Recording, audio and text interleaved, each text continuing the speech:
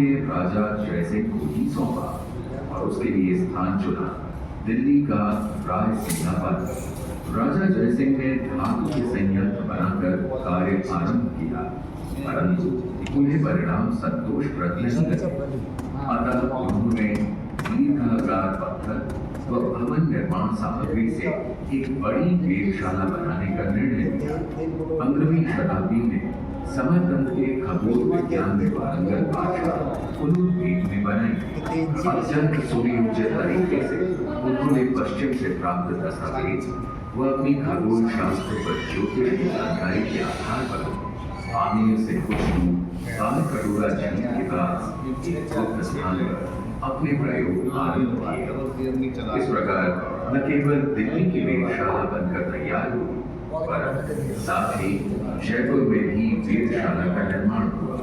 बाद में वाराणसी, उज्जैन व मथुरा में भी वेधशालाएं बनवाई गई। इस प्रकार का संकेत भी मिलता है कि उन्होंने अपनी नई राजधानी जयपुर के राजमहल के निर्माण के समय उसकी धुरी का मुख खगोलीय उत्तर दिशा के कोण से बनवाया। जयपुर के इस जंतर मंतर में 18 पूर्ण कार्यान्वित यंत्र हैं, जिनमें से कुछ पर जयसिंह की दूरदर्शिता एवं मौलिक सूची छाप है। चलिए अब हम इन साधारण दिखने वाले यंत्रों के बारे में कुछ और समझें। पहले हम धूप घड़ी को साधारण चित्रों से समझें। दिन भर में सूर्य की स्थिति के अनुसार हमारी परछाई बदलती रहती है। सुबह सूरज धूप में होता है तो हमारी परछाई पश्चिम की तरफ पड़ती है। दोपहर को जब सूरज ठीक हमारे सिर पर चमकता है तो हमारी परछाई हमारे ठीक नीचे पहुंच जाती है, और जब सूरज पश्चिम में होता है तो यही परछाई पूरब की तरफ पसरती चली जाती है। अगर इस परछाई को हमें गोलाकार आकृति की पट्टी पर रख दें ताकि परछाई बराबर गति से घूमती रहे, तो हम दिन में कभी भी किसी भी समय का अनुमान लगा सकते हैं। धूप घड़ी हमारे इसी काम में मदद करती है। धूप घड़ी पर लगे चिन्हों से सुबह से शाम तक का समय सहजता से पता किया जा सकता है। ये पट्टी जितनी बड़ी होगी, समय की जानकारी उतनी सूक्ष्म व सही होगी। लघु सम्राट यंत्र में हम मिनट के 20वें सेकंड तक को देख सकते हैं, और बृहद सम्राट में हमें 2 सेकंड की भी जानकारी मिल जाती है। इस बृहद यंत्र की सीढ़ियां उत्तरी ध्रुव तारे की सीध में ऊपर जाती हैं, यानी इन सीढ़ियों की सीध धरती की उत्तर दक्षिणी धुरी के समानांतर है। नीचे का हिस्सा एक बड़े घेरे का आधा हिस्सा है। अगर ये घेरा पूरा बना दिया जाए तो सीढ़ियां इसके बीच में आ जाएंगी और ये धरती की भूमध्य रेखा को दर्शाएगा। इस तरह ये यंत्र दरअसल हमारी धरती की एक नकल है। सीढ़ियों की ढलान का कोण धरती पर इस यंत्र की जगह के अक्षांश पर निर्भर करता है। जयपुर में इन सीढ़ियों का कोण 27 डिग्री है, और धरती पर जयपुर का अक्षांशीय कोण भी 27 डिग्री ही है।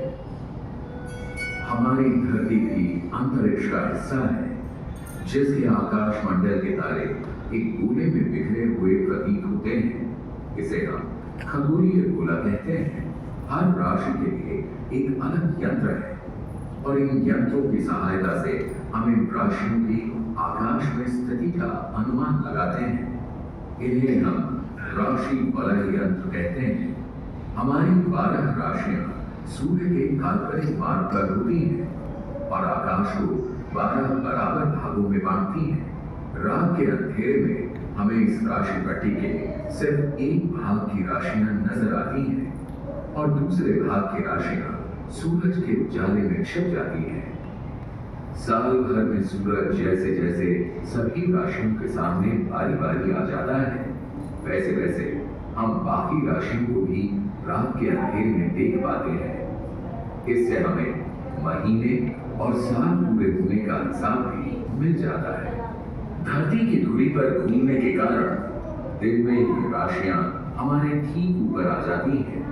सिर्फ उस समय हम राशि वलय यंत्र से उनकी स्थिति का अनुमान लगाते हैं। यहाँ के हर यंत्र का अपना महत्व है। ये राम यंत्र जयसिंह की वैज्ञानिक सूझबूझ का प्रमाण है। इससे हम किसी भी तारे या ग्रह की स्थिति यानी दिशा और ऊंचाई जान सकते हैं।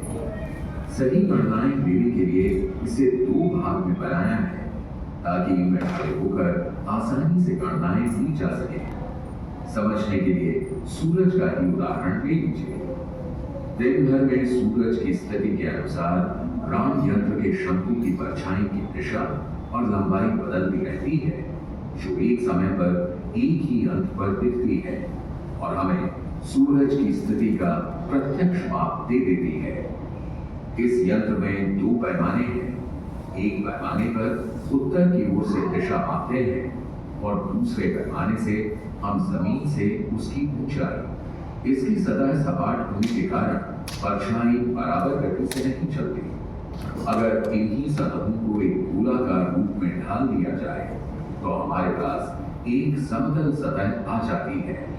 इसमें दिशा और ऊंचाई के दोनों पैमाने लगातार चलते हैं और गणना ज्यादा सटीक और आसान हो जाती है। यही प्रयोग जयप्रकाश यंत्र में किया गया है। वास्तव में जयप्रकाश यंत्र खगोलीय गोले का नमूना है। इस आधे गोले को अगर पूरा कर दिया जाए तो ये खगोलीय गोले को दर्शाता है और इसका शंकु धरती को, जो गोले के मध्य में स्थित है।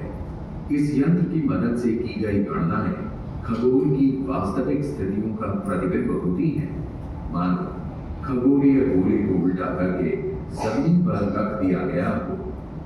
गणनाएं आसान करने के लिए इसे भी राम यंत्र के समान 2 संपूरक गोल भागों में बनाया गया है।